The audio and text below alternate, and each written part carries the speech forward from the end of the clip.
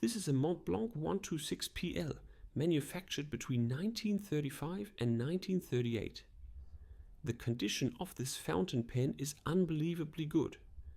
The customer only requested a light surface restoration and a new ink sac. The restoration itself wasn't particularly complex, but the pen is such a remarkable collector's piece that I simply had to share it. The letters PL after the model number indicate the celluloid material from which the pen was made, namely the platinum look, or Plattenschwarz in German.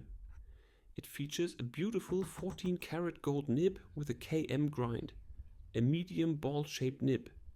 In my opinion, it's one of the best nib types ever made, though, of course, that's a matter of personal taste. There were still remnants of the old ink sac attached to the section that needed to be removed.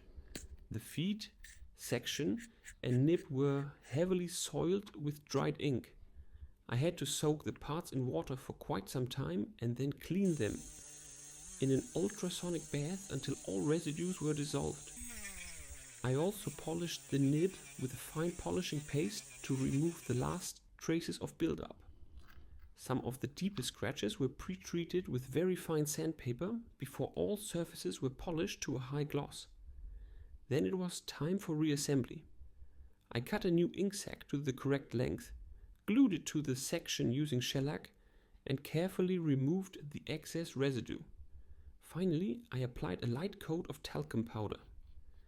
Assembly on a push knob filler is quite straightforward, as it consists only of press-fit connections, which, even after all these years, were still perfectly precise on this pen. With the surfaces restored, all components thoroughly cleaned, and a new sac installed, the pen was ready to return to its owner, who was no doubt eagerly waiting for it.